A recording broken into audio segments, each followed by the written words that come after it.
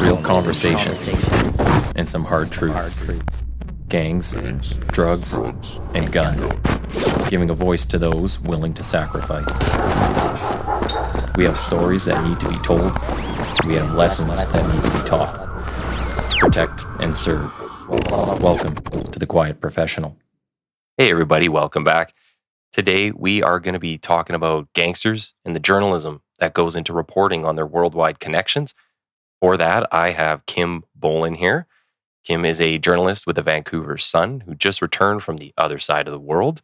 And we're going to get into talking about her 5-part series that was just released on the Vancouver Sun website called Lethal Exports. Kim, you were last on here in this podcast, July of 2022. So it's been a while. Wow, it's been a long time. Well, thanks for welcoming me back.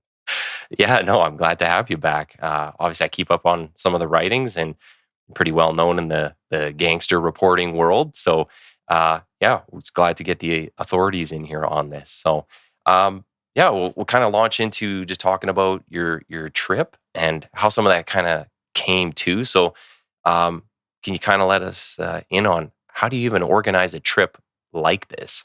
Well, it was actually challenging and really stressful in retrospect. At the time, I just kind of did it. So I was interested in looking at some of these bigger international links to our Canadian organized criminals, particularly the gangsters, some of whom I'd covered in BC for a long time. And I remember being out, over a year ago with Abbotsford's gang police, right? And so this is a municipal police force right in the small community where so many of these gangs were founded.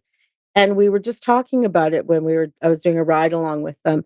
And it was like, how do these little kids who started getting in trouble in junior high school, maybe kicked out of school by grade 9 or 10, how are some of them now international kingpins Mm. in drugs and organized crime, right? Like it just seemed kind of mind blowing. And, this kind of thing police talk about, reporters talk about, right? How did that guy get there? It seems a bit baffling, right? So, there was always this little seed planted. I then, in December of 2022, went to Thailand, a bit holiday, but a bit to research the murder of Jimmy Sandu.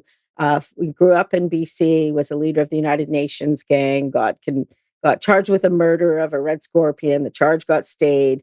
He ended up getting deported because he'd never gotten his Canadian citizenship and yet continued to sort of cause trouble internationally.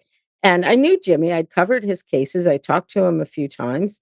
And he got gunned down in Phuket, Thailand in February of 2022. So, Hmm. a few months later, I went over there to kind of follow in the footsteps of the assassins who are alleged to be these two Canadian ex-military guys, one of whom died, one of whom is about to go on trial there in Thailand. He's been extradited. So, again, that was one story, but it kind of gave me the taste of, these international links to these Hmm. Canadian organized criminals and how they're kind of cruising around out there. So I put together a proposal in June. I applied for a fellowship because, the way the media is these days, there's not a lot of money kicking around for local travel, let alone international travel, right? So I was lucky enough to get this lieutenant governor's fellowship for journalism, and that kind of covered not all, but most of my travel. Okay. And I was able to sort of map out, this trip that I was going to take. So, again, some of it's speculative. I mean, you find a few news stories from different countries. I talked to contacts.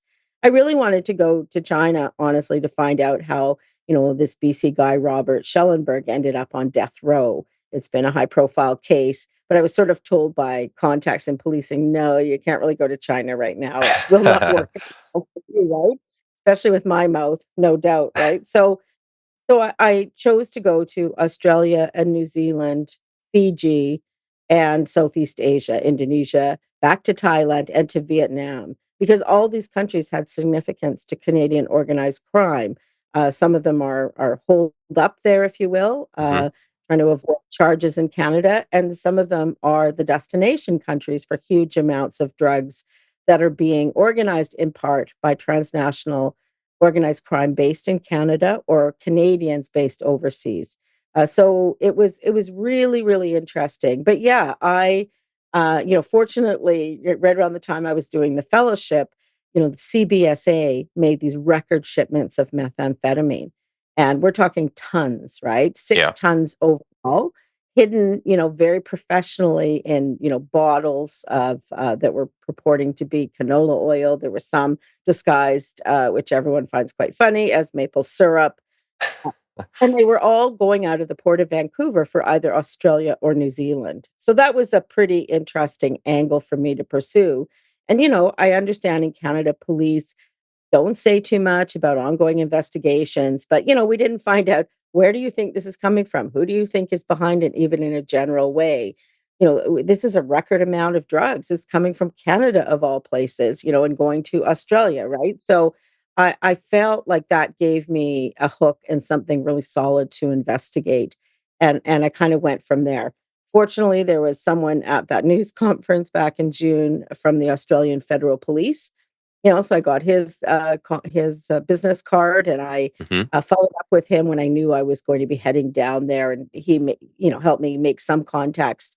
But I did literally cold email, media people in all these different agencies, Australian Border Force, New Zealand Police, Australian Federal Police, different institutes, and I was kind of shocked at how well I did in terms of getting people agreeing to talk to me Okay. and tell me what's going on. So, yeah, there were times where I was a bit stressed out, like something would get canceled. And, in Canada, I've been at this for decades. People know who I am. It helps generally, maybe not always in terms of getting interviews lined up. But down there, they don't know who I am, this reporter from Canada, right? So, and in some of the other countries, it was even more challenging. Like, I went to Fiji because I was told that they have this really bad methamphetamine problem, and some of it is this Canadian meth that's sort of falling off the boats en route because they're just, these poor South Pacific countries that are known for their, gorgeous beaches and, Yeah. wonderful, simple people, are now being inundated with methamphetamine just because they're on these transnational shipping routes that organized crime uses to get their product into Australia and New Zealand. So, they hire local people to help them out. The ships often dump cocaine or more regularly now methamphetamine in places like Fiji. It's 330 islands. There's virtually no police or customs in most of the islands. And then, locals, find people with boats that will take it the rest of the way, fishing boats or sometimes sailboats, right? So Yeah. they get paid in product. And now you've got this poor country that was not a drug consuming country, and huge numbers of people are using methamphetamine and they're injecting it there. Yeah. So it's really, really heavy duty. So HIV rates are up because, they're sharing needles because there aren't a lot of needles. And there's just a real lack of education and understanding of what they're even using, right? So big social problems there. Yeah, it was a bit harder to find people there, but I did. I hooked up with some local activists and, went around and talked to people who were using. Did get the head of the Narcotics Bureau who confirmed this Canadian connection. So yeah, it was just real piecework, a lot of hustle on the ground, some things set up in advance. Yeah, and you know what? One of the things you brought up there, just how sometimes talking to the Canadian law enforcement, and they won't even, in general terms, say where something might come from or who they think is connected. It's like, I don't know if we always have to play so dumb. We can say we know this is connected to this group. Like that's not going to out anything necessarily. But do you find when talking between, so there's the Fijian police, Australian police, uh, did you find they were a little more open than Canadian authorities when talking about this? It seems so. Without a doubt. And, now having said that, like here, they have very strict rules or policies around cases that are before the courts, right? So when I first tried to set things up in New Zealand, for example, I made the mistake of asking about the maple syrup case, right? you Okay. know, So I said, "Oh, this is so interesting because of the Canadian connection." And right away, I got emails back saying, "We don't talk about cases before the court," and kind of, so thanks, but no thanks. I thought, oh no, I'm blowing it, right? So I'm like, "Oh, what about something more general? Can I please just talk more generally about this issue where Canadians are involved in some of the bigger shipments that you've had here? Maybe you can give me an example of a case that's gone through the courts."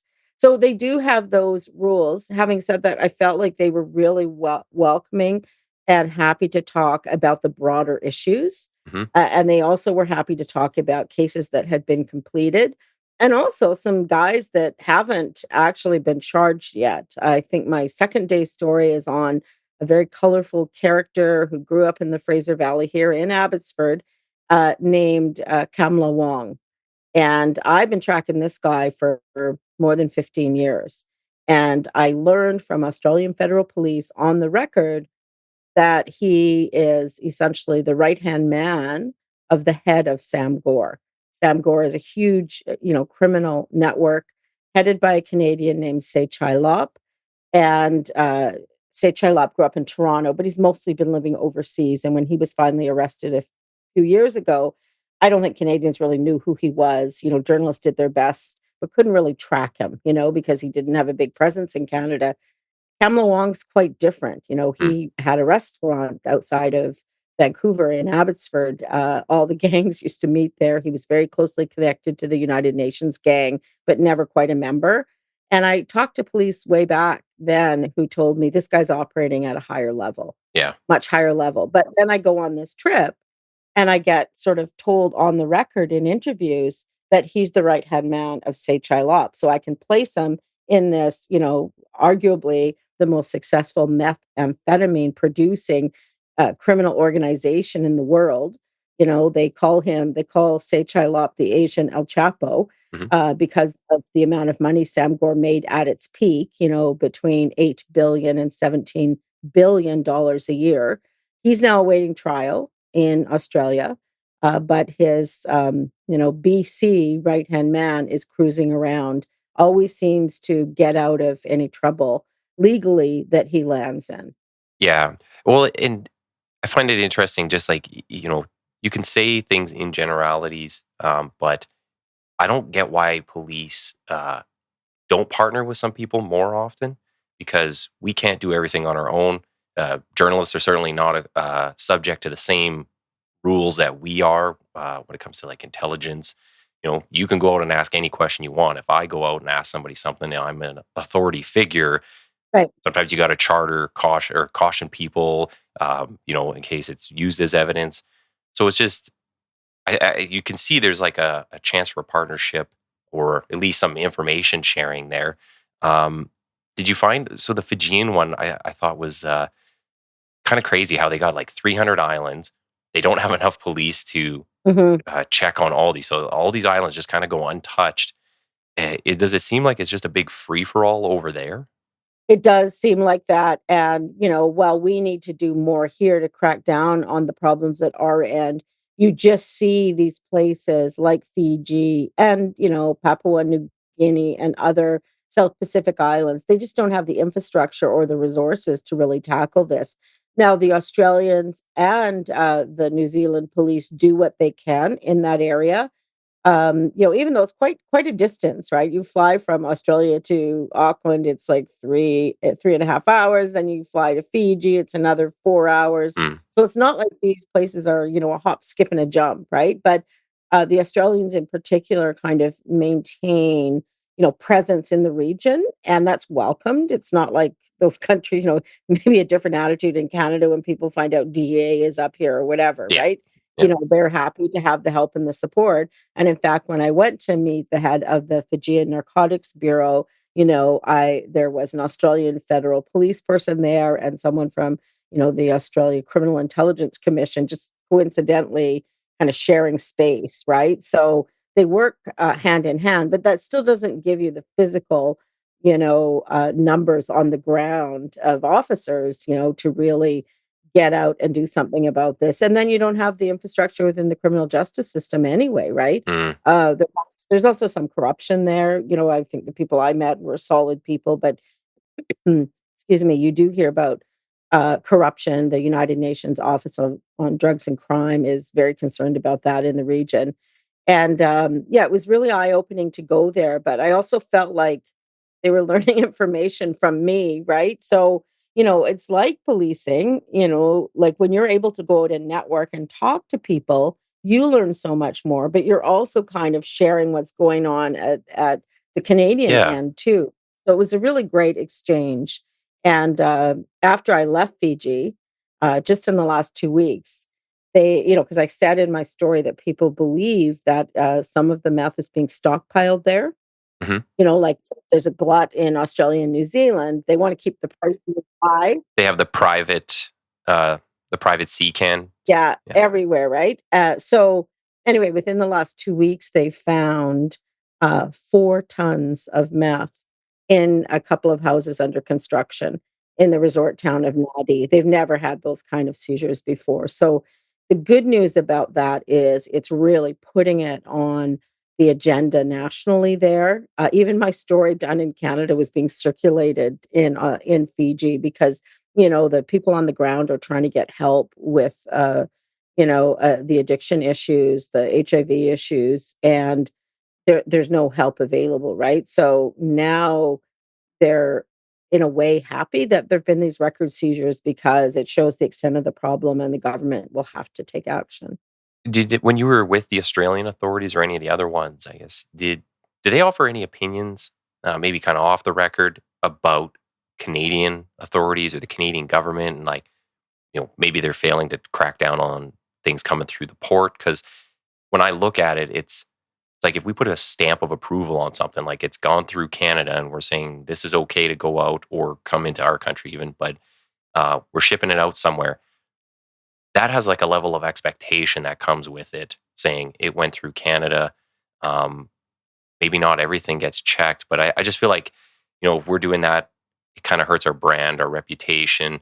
We have a little more responsibility given the resources and things that we do, and being such a transshipment point for the rest of the world. So, do they offer any kind of opinions and say like, hey, it's actually been pretty bad?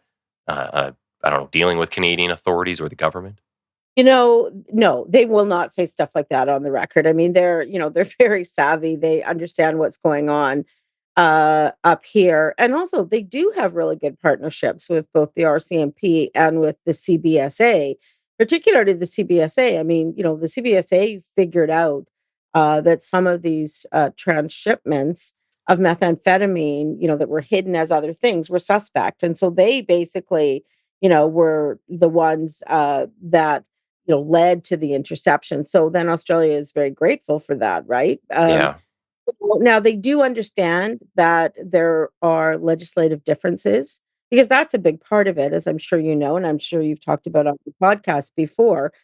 So for example, if they pass intelligence on, to law enforcement at this end, and there is a prosecution, that could come out in court. Whereas in Australia, that intel would not have to be disclosed in court. So that's the Stinchcombe. Stinchcombe, they're well aware that there are different disclosure rules, and Yeah, we are a different country, right? But as I did say in the final piece in my series, there are a lot of experts who believe that some of these things need to be looked at so we can be more equal partners.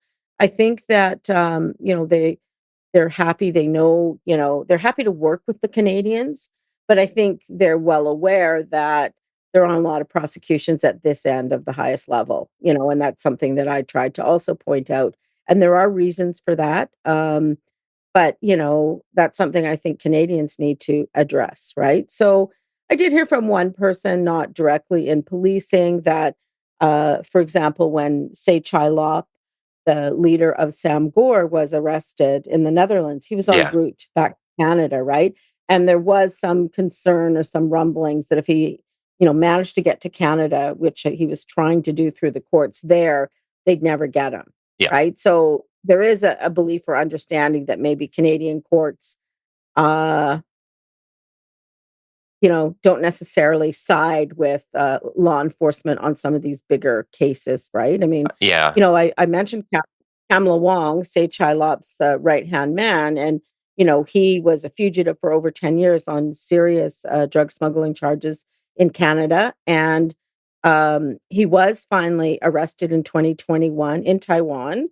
And I learned he was arrested because of intelligence from the Australians. They figured out who he was because they were seeing him with, say, Chilop when they were investigating him. So even getting details like that, like I would never would have gotten that kind of information if I hadn't physically been there done interviews there, right? And he was going around with a fake passport? Well, no, he had a legitimate, passport from, Laos, the country that he left as a Oh, okay. refugee, was hiding out there, so it was interesting, even though people, leave these countries because they have issues with, the government, uh, then when they're hiding out, they're often back in those countries, right? So that was interesting. I do believe he had other passports as well. So he was brought back to Canada in 2021, I know some of the police that have been involved in the original investigation, which dated back to 2009, had serious health issues. One had died, and they couldn't actually testify in pretrial hearings about, little things that happened during the arrest, which Hmm. his lawyer had filed, kind of charter challenges of the seizure of the evidence. So Kamala Wong won his pretrial motions, and the charges were dropped, and now he's back out and about again.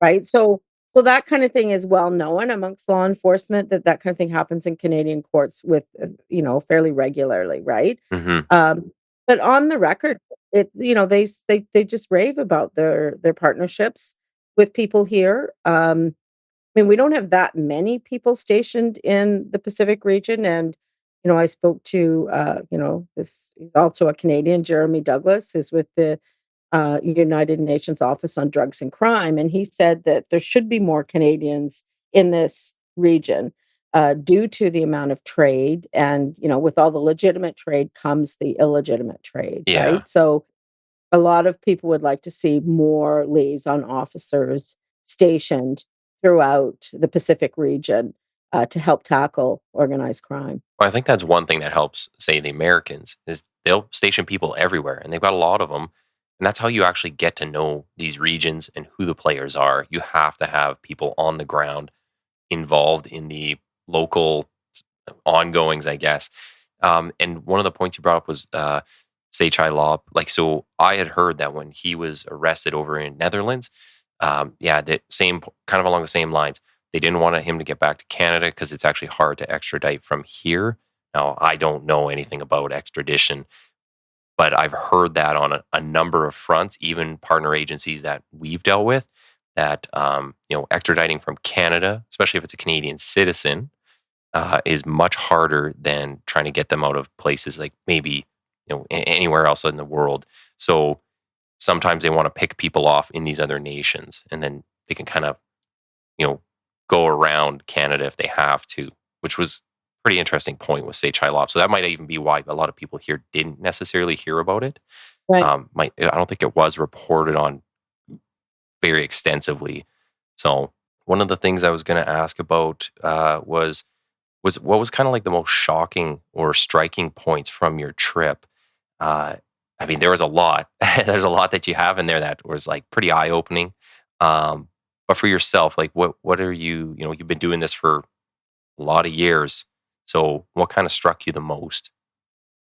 Well, a couple of things I would say. I mean, obviously I was very moved by the situation in Fiji, the people I met, the suffering that I saw, to think that my country is playing a role in that. It's hard, right? Again, Canadians, we have this worldwide reputation of being nice, of being a decent country, and yet, we are creating suffering in other places. So that was more, a little heartbreaking to see, and to see people with very few or zero resources trying to tackle that problem. In terms of eye-opening, I would say going to Ho Chi Minh City and seeing how the city operates, for example, like it's an incredible, fast-paced city with all the amenities while also still being, in a communist country with statues of Ho Chi Minh everywhere, right? So, and I went to a few of the places where the United Nations gangsters from Vancouver are believed to have been hanging out, where they lived. And I talked to people about these fellows because they were involved in a very violent assault of a Hollywood director back in 2017. So I interviewed him Yeah, about how his recovery went, and, if he was frustrated that, they never really faced any justice, which of course he was, and he loved Vietnam. He had made, his Kong movie there. Um, But going around and talking to people who knew these guys or had seen these guys, it was all whispers, all Mm. whispers. No one wanted to use their name.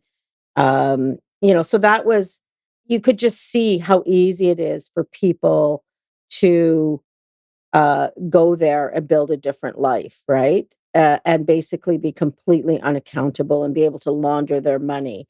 So, I guess I suspected it would be that way, but I did get a message from someone from Canada while I was there, just telling me to watch my back, Mm. because it's different there, right? Like Yeah. as a journalist, I can, feel relatively safe anywhere I go. And in Canada, and I'm in Australia, which is very similar to here, in New Zealand and even Fiji.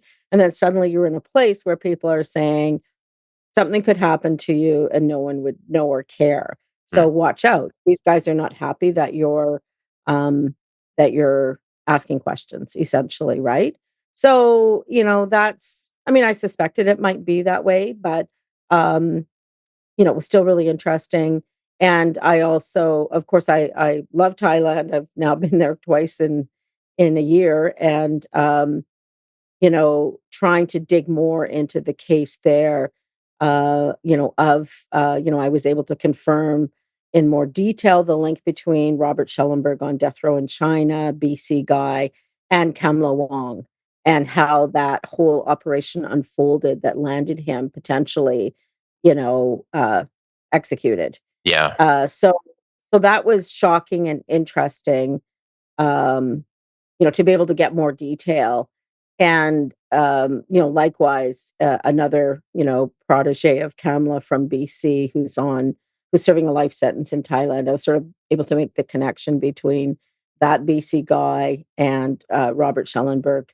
And it's just interesting to be able to fill in the gaps in these stories, because I think we often learn in the media here, and, we have fewer resources than we used to, but it's also because we don't get a lot of information from police in Canada, as you mentioned, to be able to, dig a little deeper and fill in the holes to fully understand what's been going on was eye opening. Really, it was. I was happy to get as much as I got. I and a little surprised, Mm. honestly.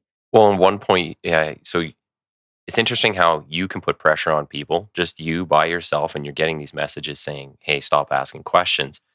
When I talk to bad guys, they don't care about the criminal charges in Canada Mhm, at all. So mhm. one of the only people who's kind of shaking the tree, journalists. Um, the other part that was striking for me was that James Raish. You say that right? Oh, yeah, Raish? yeah, yeah. React, James Riach? React, we call React. He's still coordinating stuff from in jail. It's like, take his I damn phone know, away. that was yeah.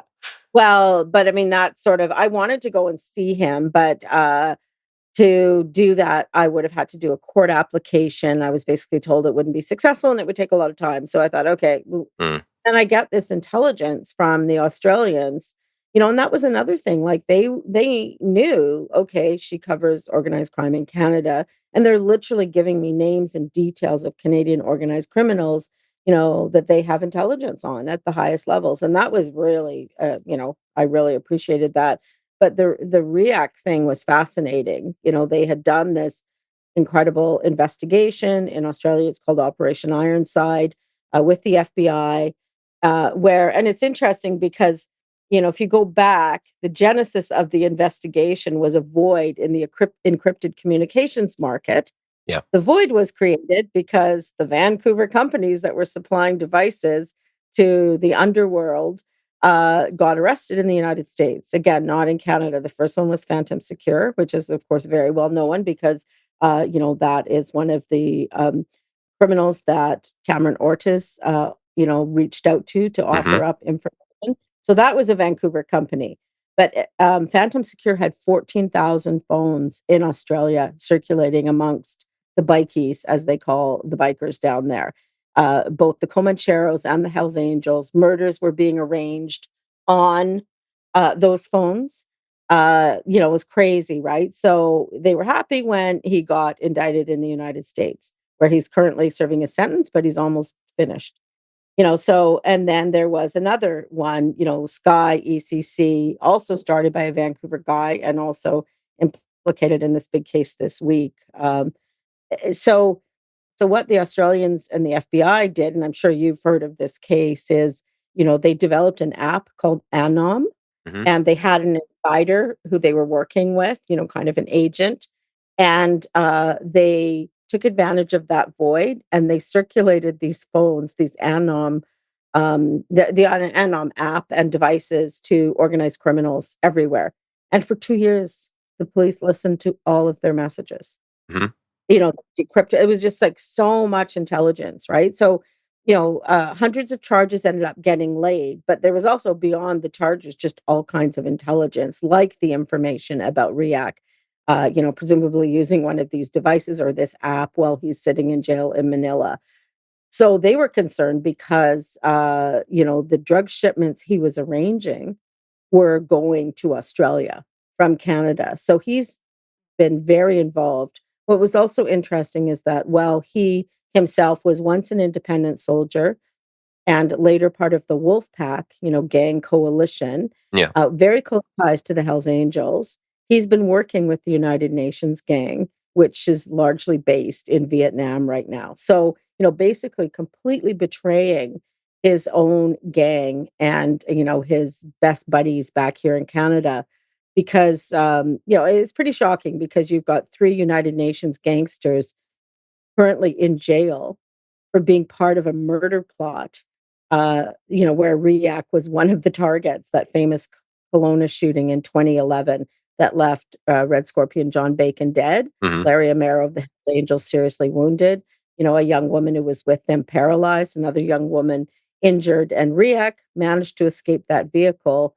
And here he is now Partners. in jail in the Philippines working with the gang that killed one of his best buddies. So I guess it all comes down to survival. I don't know. There's no No, honor there is below, not.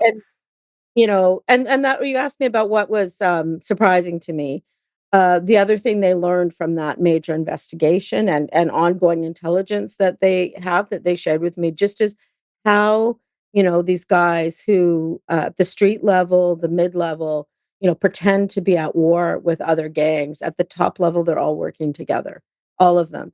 So, I know some people in law enforcement, they kind of downplay the Hells Angels. They think, oh, they're not all that significant. But according to the Australians, they're operating at the highest levels in terms of the movement of methamphetamine and other drugs internationally. Hmm. But they're working with the Comancheros, which is the big biker gang in Australia. Again, on the street level, HA, Comancheros are enemies. There's been conflict. The highest level, they're all working together. Yeah. They're working with Sinaloa.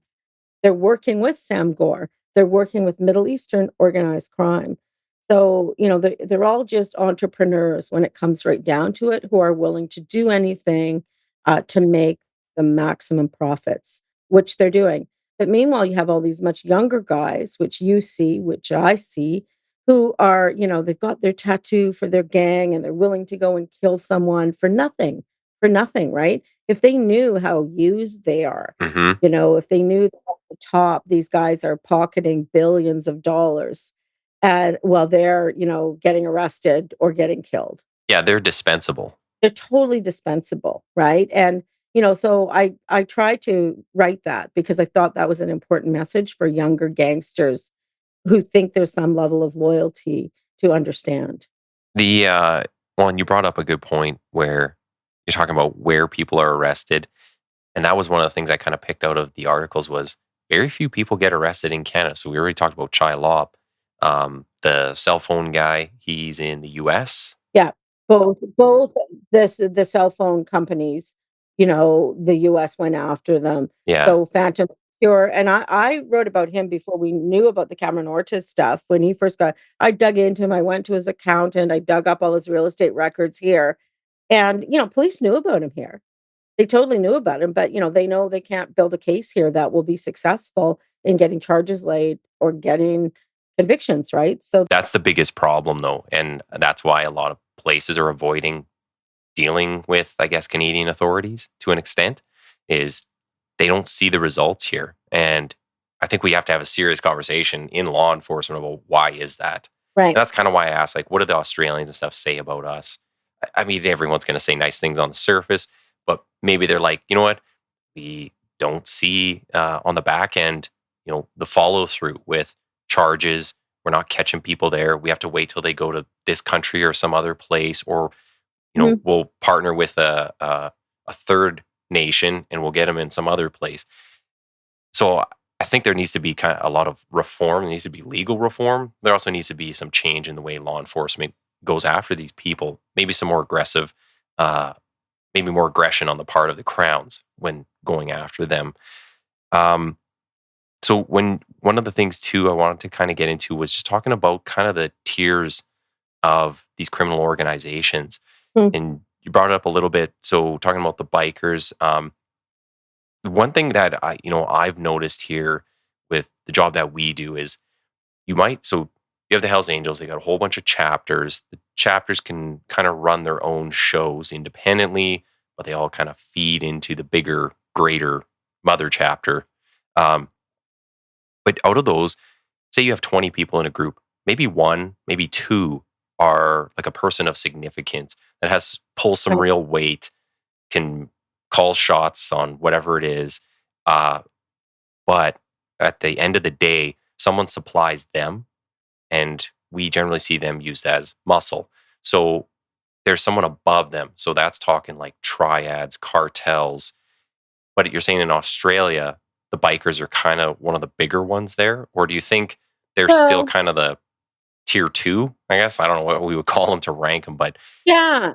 I would say that they, like you say, someone above them. But I mean, if they're working equally, as a business, using a business model to purchase product from Sinaloa and arranging to transship that through Canada to mm, Australia, and different organized crime groups own part of that shipment. I mean, not one group yeah, they wants pool a in. ton or Yeah. 6 tons, it's all pooled, right? Are those, is there someone above them or are they equal partners? Hmm. I think that would be the debate. But definitely in Australia, they have a lot more biker gangs than we have here, a much wider variety, and they do control the domestic drug trade market, just as the Hells Angels control the domestic drug trade market in Yeah. many parts of Canada, right? But there are some that are operating at the highest levels. And, Australia has been very aggressive domestically at cracking down on organized criminals, so that even when they're not being arrested, life has become challenging for them. So a lot of them moved overseas, right? Yeah. And I know there some concern that there was some Comancheros in Canada, and of course, would we even know who they are, right? So I'm sure we would get intelligence telling us who they are. But, they then have started going after them internationally, like building cases at home, right? That can be prosecuted and then extraditing them. So they've had like top level Hells Angels who've been living like in Turkey and Dubai, Yeah. extradite, right? They go after like major criminals at the whereas I think Canada's approach, and I'm not in the secret intel meetings if there are any discussing this. So, but what I believe is that, it's kind of out of sight, out of mind in Canada. So when the drugs are leaving Canada, oh great, they're leaving, or we intercepted them, that's good enough. When the people are leaving Canada, great, they're gone. We don't have to deal with them anymore. Yeah. But in reality, there's still big players who in some cases are wreaking havoc at home. Like in the case of the United Nations gang, which started in the Fraser Valley in 1997, like small rural area east of Vancouver. And they're now like a big international gang centered in Ho Chi Minh City, with a branch in Dubai, if you will. Hmm. If they were 100% just operating internationally, I could see, maybe the benefit of law enforcement saying, well, let's not waste resources. They're not causing any trouble here. But they are, because they're in leadership positions. They're communicating on a regular daily basis with all their little underlings here. And we see this gang violence, right? And we see drugs, throughout our communities, right? So I think that shows the globalization of it, right? I mean, globalization of it for sure. internet and phones, they don't have to Yeah. be here. They can run stuff or have generals below them to run things. Yeah, no, exactly, exactly. So, it is really interesting. I don't see Canada going after kingpins, even when there's a nexus to Canada. Other countries are. Um, Is that something that Canada wants to invest in? I don't know. But you're right. We should have at least a conversation about what's going on because, we've seen these reports, the Peter German report, the Cal Crusty report, talking about how, Canada's become a bit of a soft spot for transnational organized crime. Yeah, I think with specifically with the bikers, a lot of that is seeing is believing. So it's easy. You can say like, "Hey, there they are. They're doing bad things." But when you get to some of these groups like UN, or you go up and it's like triads, cartels, like these are white collar crime. They're in suits. You would never pick them out of a crowd. We see that like in doing what we do and go and try and ID people in certain places. Um, we'll find certain people that were like, wow, I never would have thought you're involved in this, but we just happen to be talking to you for whatever reason. So it kind of brings me on to one of the uh, last topics here I was going to try to get to was about the ports. And there's a lot of talk about port police. Um, I know Chief Dubois in Delta he was, I don't know if he wrote the article or he's part of the article, talking about port police and just how they need some law enforcement in there. What's kind of your take on what's going on in the ports? Is law enforcement the answer, or is there something else that needs to happen in that realm? Well, interestingly, I wrote a 5-part series way back in 2015. It seems so long ago. And it was about the number of Hells Angels and other people with organized crime links with actual drug importation and exportation convictions Hmm. that were working as longshore workers on the port. And it was dozens, right? Now, I appreciate there are thousands of people working there, but it's still, this was very significant that these guys were able to work in an area that is supposed to be so secure. I also, got some reports that sort of showed this pattern of infiltration at the ports going back 20 years. So it was an issue that had been identified by the government. I was able to document it and literally name names who was there. The way the ports work, and I don't think everyone knows or understands this, there is an association of all the companies, the BC Maritime Employers Association. They don't hire the workers. The union provides the workers. It's a very Mm, different model than most of us. If my company needed some more workers, I wouldn't get to go and hire them, but that's the way the union works there. They provide the workers to the port. So they're in a very strong position, obviously, right? Because union membership is everything. And how they get new members is once a year, there's a lottery, right? And each member of the union gets an application, right? And they get to give it to whoever they want. mm. And there's been lots of stories over the years about the applications being sold for up to $50,000 because people want to get on at the port because it pays really well.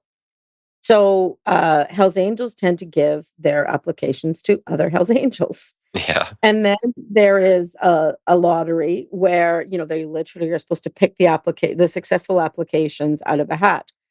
The way the lotteries had been run when I did this investigation is, they were private in someone's home who was on the executive of the union. And gee, Hells Angels kept getting picked out of the hat, right? Yeah. So there's a lot of suspicion about what was going on. So they were able to basically increase their foothold in terms of the number of people with that very specific association working on the docks. So right away, that raises a lot of red flags. But you're thinking, oh, well, I'm sure they have to go through security clearance. No, not necessarily. The vast majority of workers at the port are in general areas, it's called, and they don't need security clearance. So there's just certain areas where you have to have security clearance. So the Hells Angels and others with criminal records for trafficking, uh, they take the non-secure jobs. However, the security zone is essentially painted line on the ground. So it's very easy to cross the line, whether you have the security clearance or not. So, that, yeah, in addition to, port police, which we haven't had since 1997. I do think it would make a difference. I remember when I worked on that series, I got a tour of Delta Port, which is where, they believe there are a lot of trusted insiders, as they're called, that are aiding in drug importation and exportation through the port. I was with, some RCMP that were part of that, joint waterfront task force, which kind of doesn't really exist to any large degree now. And as soon as they saw me on the docks, like we're talking, giant cranes everywhere, hundreds, if not thousands of workers, schools were downed. Oh, really? Huh. They saw, yeah, oh yeah. Oh yeah. It was like, not for very long or anything, but it was obvious that, they wanted to see why this person was there, right? And I think that's the fear. The fear is, the ports are huge in terms of the Canadian economy. And because these unions have so much power, or this union has so much power, there's a fear that they will stop, the port operations, and that will cost the Canadian economy. But when we're talking about security, Mm, Canadian security, because like I say, we're talking drugs, right? But obviously, something more nefarious linked to terrorism could be going on, or human smuggling, right? yeah. There's lots of stories, it's like The Wire, the TV show, right? Yeah. Are people being smuggled? And there's all kinds of stories you hear that are very difficult to confirm that that's also going on. So I think increased security clearance and, Delta, you mentioned Chief DeBoer. Delta commissioned Peter German, the former RCMP deputy commissioner, to do this report. He quoted a lot of my stories from 2015, which unfortunately didn't have the big impact I wanted them to. But um, he, has recommended that they grandfather in existing workers because it would be really a nightmare to try and do security clearance on tens of thousands of workers.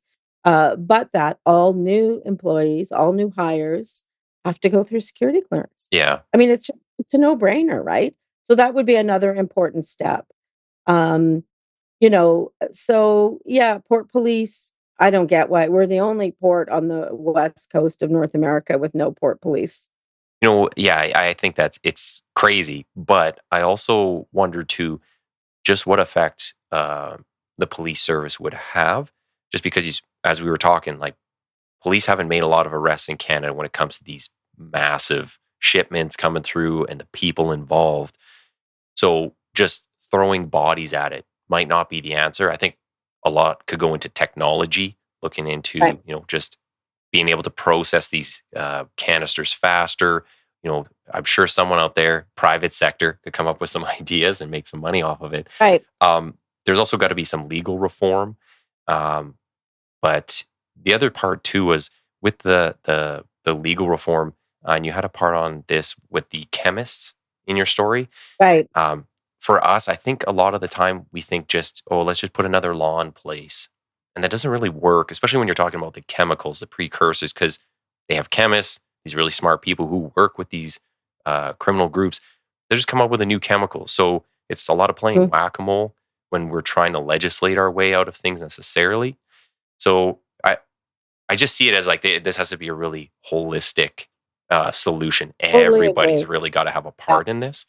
Um, one of the things you mentioned though was you talked to the federal government about the port police, and they didn't know that they didn't exist. They thought, or either they Well, thought they were there, or they didn't, but they didn't know about it.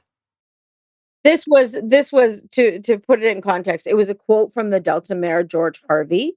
He's got this, very thorough Peter German report. He's trying to get some action in Ottawa. He traveled back to Ottawa in the fall and he met with, significant cabinet ministers. Hmm. Here's this report. And some of the people he met with, he says, told him they didn't know there were no port police. So it's I'm sure the federal government officially knows that, right? But it was just some individual politicians. Mm, And I totally understand that. No one talks about it, right? yeah, And if go to a port city, the ports are all closed off. Like here, the biggest, container port is in Delta Port. We see it when we go to the BC Ferry because it's kind of a parallel peninsula with the ferry at the end of it. You look over it and you see the port, and it's quite beautiful, but it's 100% closed off from the general public, right? So people, it's just sort of another world, right? And same with the downtown container port. It's all we see the cranes from a distance. They're very scenic, but we don't know what's going on inside, right? yeah. And that is the problem. is that, police, like Delta Police has the responsibility for Delta Port. They have to ask permission before they can go on to the port. Because it's all kind of privatized, right? It's all the private companies that are controlling the gates, the security, what's going on there, right? So it's there are also a lot of jurisdictions, Hmm. and they all overlap. They all say, well, that's not our responsibility. That's someone else's responsibility. So there honestly has to be just a real frank round table where these issues are laid out. And like you say, they come up with a holistic approach to, at the very least, harden our ports Yeah. so that they're not being, so that the cartels, working with the Hells Angels, have to figure out some other way to get their drugs, which no doubt they will because they are so sophisticated. Well, I appreciate the clarity on it because I was reading that one part and I'm like, well, Yeah. I don't expect every MP to know about every single issue under the sun. Like, depending who they were asking, maybe they should know. But yeah, I just I thought that was kind of interesting to say the least. And one of the other parts was, I think in German's report, and he's a consultant now, but he's former RCMP. Correct. Uh, the way I understood it, his report said there was no follow up by RCMP on many of these seizures.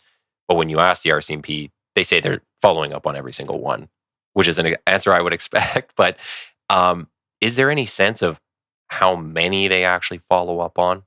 Well, I've been trying to get data from them on any major seizure over the last few years that's led to charges, Hmm. right? And I haven't seen it. Now there are smaller seizures where, they do, like there are ways, obviously, as they will, maybe replace the, drugs, particularly for importations, with some other product that looks like whatever the drug was, and they'll, do a controlled delivery, right? And then they can actually get someone charged. So that does happen, but I'm talking about these tonnage loads, right? And so far there hasn't been anyone charged. But we also know, and we haven't talked about it today, police agencies across Canada and in fact North America are having trouble getting bodies and keeping bodies. And federal policing, I haven't been able to get the specific vacancy rate, but I've been led to believe it's as high as 30% in terms of officers. So they don't have enough people. That's not specific to them, but we do know that in BC primarily, there's a lot of contract policing where the RCMP officers are being assigned to municipal duties. And then you see these vacancies in these, higher level units or sections that are supposed to be tackling organized crime. Is that part of the problem? I'm hearing it is. Will they say anything officially? No. Yeah. So we have to, you look at the Australian federal police model, they're not the municipal police force anywhere in Australia except Canberra, which is the nation's capital, right? Their state police are, look after municipal policing in all the big cities. So, people are talking about that. Should the RCMP have a very different and specific mandate to only do, federal policing as opposed to, all the different functions that the RCMP serves in this country, right? And when you're short of bodies, I can see that you would probably assign people to those municipal policing jobs because you need people on the ground, right?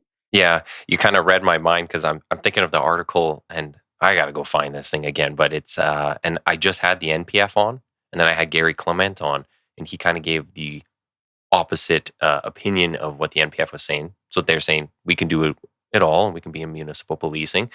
Clement was of differing opinion, um, but I think when we talk about the resources, it was something like 11 or 16% of the RCMP budget is actually spent on federal policing. The rest is on municipal policing, which it's like, but you're the only ones who can do the federal stuff. Right, It right. might want it to be a bigger proportion on not being able to get enough bodies. So this is something that I'm very interested in because every police service across Canada and the US and probably a lot of other places is having issues getting people into this profession. But if instead of just bodies, because bodies get injured, they get hurt, they got to take days off. There's family. But if we had better technology, I think we could do a lot more with better technology, and not that we have to reduce the number of officers, but we don't necessarily have to worry about, I need 50 this class and 50 the next class, and I got to get this number in a year. But can we do more with technology? Also, on that side, uh, I really think the private sector, we need to partner with people outside of just law enforcement. You can vet people, you can give them security clearances, but I think there's room for that partnership rather than having to worry about them specifically being law enforcement. Also, we look at the specialized areas. So when we're talking about like these high level frauds and money laundering, can I necessarily take a cop off the front line and put them into that role? Maybe if they have like a background in accounting or finance, and they come from like Harvard or MIT or something where they're super smart. But I just don't know, like, if police are necessarily the answer, just the bodies all the time. So those are kind of three things that I've been exploring more and more on this podcast with some of the guests, and you bring up some really good points about that. So yeah, I definitely. I mean, you wrote about it, and it's just interesting seeing the discrepancies. Like former RCMP, now consultant, is saying one thing, but the RCMP proper is saying different. So yeah, I thought that was really good. There are so many issues that we need to talk about more and that we need to address, some of which are above my pay grade. But it's too bad that police can't speak more openly about what's going on, because of restrictions within their organizations. I mean, I understand it, but we need that expertise. And, I know a lot of these consultants, I talk to them, I interview them, but, even their information about what's happening within policing becomes quite dated because, they left the RCMP or municipal policing, Yeah. several years back and things are different now, right? So, yeah, it's too bad that we can't have franker discussions because I do think they're badly needed. Yeah. Well, I think that's a great place to wrap it up. Where can people follow you? Where can they find you and all your work? Well, I am one of the diehards still on X, because I do find it's an easy way to reach a lot of people. So x.com/K Bolan. And I link to all my stories there. I'm on the Vancouver Sun website, which is www.vancouversun.com. My 5-part series about transnational organized crime connections to Canada is available. There's no paywall. It's on the Vancouver Sun website. So I hope people will take a look and offer their perspective. We're also doing an online forum with some people in law enforcement on February 6th. And the link to that is also on the Vancouver Sun website because we're going to talk about these very same issues. Awesome. I'll put all those links up in the episode description. I remind people to follow, like, comment, share all this stuff. Help the podcast out, help Kim out with her series. Yeah. So appreciate having you on again. Hang on the line for 2 seconds.